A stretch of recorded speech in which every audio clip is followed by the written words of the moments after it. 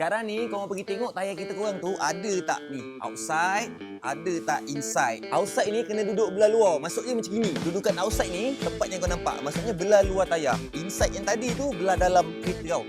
Belah dalam sana, dalam sana. Kalau inside tu belah luar, kau nampak inside tu kat luar kan? Kau pergi tukar sekarang, kau betulkan balik tayar tu. Bahaya kalau kau biarkan lama-lama sebab jenis tayar yang ada inside dengan outside bunga dia berbeza tau. Corak bunga belah luar tayar lain, corak bunga belah dalam tayar pun lain, tak sama. Corak dia kita panggil jenis asymmetrical pattern. Bahagian luar ni untuk kestabilan dan untuk grip time corner. Bahagian dalam ni pula untuk potong air dan bagi saluran air tu potongan dia lebih cantik. Maksudnya tak adalah melayang time langgar ropak air tu ataupun bergoyang ataupun terapung. Itu fungsi dia. Tapi kalau kedudukan tayar ni terbalik, kau faham-fahamlah sendiri. Grip tu tak ada, potong air pun tak cun. Silap-silap pergi bulan, malah nak cerita lah. Kita dia sekarang ni, tayar ZMAX ni boleh pakai ke? Mestilah boleh lah. Boleh. Tayar ni dikategorikan tayar China yang terbaik lah.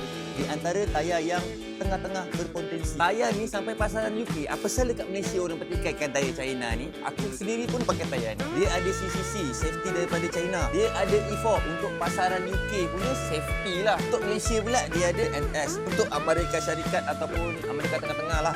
Pula ini dia ada DOT. Nampak? Kalau tak percaya benda ni untuk safety setiap negara, untuk pengeksportan ataupun untuk safety negara tu kan, korang bolehlah tanya pakcik orang yang apa? Pakcik chat tu, pakcik chat. Korang masih tak percaya lagi tayar ni dekat pasaran UK memang popular ni. Website dia aku tunjuk. Ini satu, bawah ni satu. Korang tengok sendiri, korang search sendiri.